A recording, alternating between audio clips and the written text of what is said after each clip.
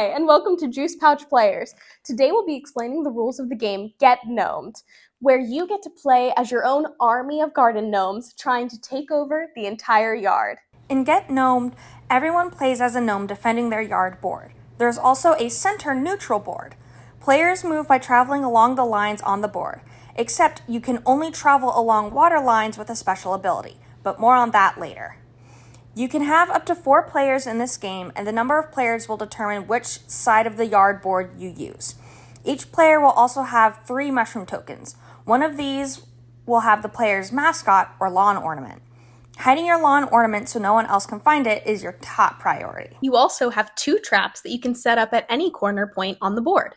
All 3 tokens are set face down by each player.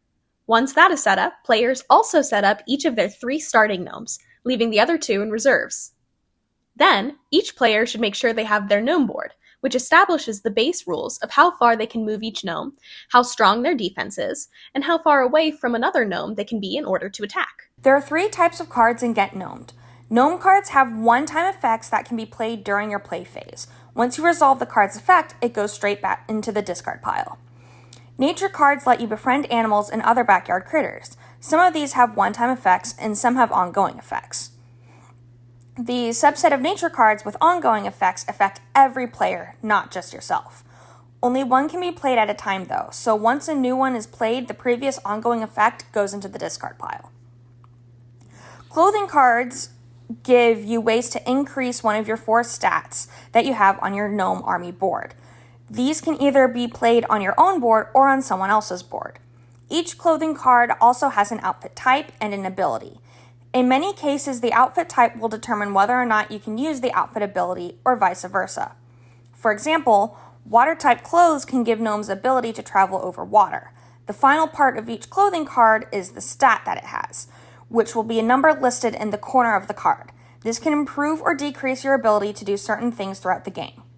At the beginning of the game, every player gets one of each type of card. Now you're ready to begin the game. Each turn has a very specific order in which events occur, so it's important to keep your reminder card close by. First, you search. Searching happens when you're located on another player's mushroom. We'll explain what these do in more depth later. Next, play. Play 1 card at a time, resolving its effect before playing another. You can play as many cards from your hand as you'd like at this time. Next, run. Each of your gnomes can move the number of spaces equal to your army speed, the number in the green triangle. Remember, you cannot run through water paths unless you've gotten the ability that allows you to do so. Next, fight. Each of your gnomes can fight up to 1 opponent per turn as long as they're within attack distance, the number in the blue circle. And we'll explain how this works a little later. Next, cleanup. All end of turn actions happen now, and discard cards until you only have 5 left in your hand. Finally, draw a gnome card, and draw extra nature and clothes cards for any gnomes on those spaces. During the game, the only card you are guaranteed to receive more of are gnome cards. In order to receive new clothes and nature cards, one of your gnomes must end on a flower or clothes spot on the board at the end of your turn. You can grab 1 card per gnome in each of those spots. Remember that you can only have 5 cards in your hand at the end of your turn though, and you will have to discard some if you end up with more than that. On to the rules of attacking. Once in range, each of a player's gnomes may attack up to 1 opponent that is within the number of spaces of your army's attack range, the number in the blue circle. An attack range of 0 means you must be on the same spot as the gnome you're attacking. The attacker rolls 1 set of dice and adds their attack bonus, the number in red. The defender rolls the other set of dice and adds their defense bonus, the number in orange. If the attacker rolls higher, the attacker wins and the defending gnome goes back into reserves. If the defending gnome rolls higher, or if there's a tie, the defending gnome wins, and both gnomes stay on the board. Once you've reached an opponent's mushroom and it's back to your turn, you can finally search. There are 3 types of mushroom tokens per player. The first one is a lawn ornament. Once someone's lawn ornament is found, the game is over and the gnome who found it wins. The next one is the bomb. Each gnome on the space blows up and goes back to your reserve, but the person who set off the trap keeps the mushroom token. Lastly is the spring trap.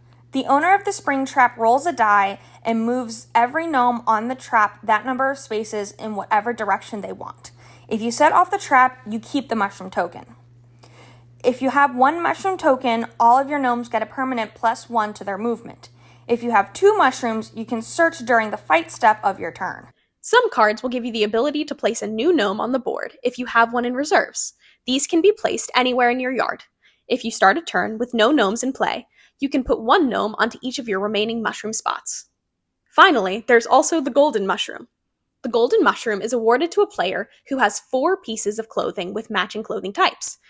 The golden mushroom gives them an additional +1 to all of their abilities. Only 1 player can have the golden mushroom at a time, and once a player no longer meets the requirements, they lose the golden mushroom. And with that, let's move on to the practice round. Today, Pacific Cooler and Moon Juice will be playing against each other in one round of Get Gnomed. So we have dealt out their cards already. And so, following along with our rule cards, up first, Moon Juice is going to search.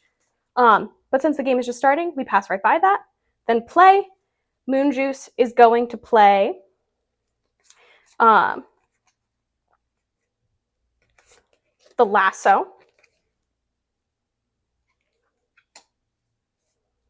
Onto his gnome, which increases his attack by +1. After that, it's now his turn to run.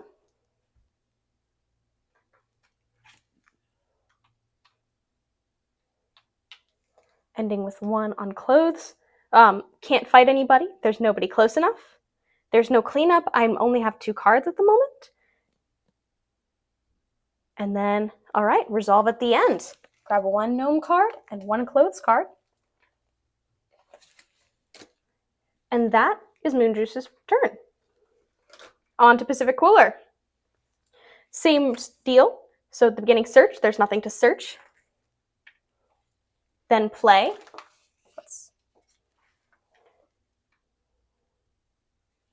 So Pacific Cooler will play the steal card, which goes immediately into the discard. And it's steal a piece of clothing from another player. So it's going to steal the lasso. Play that there.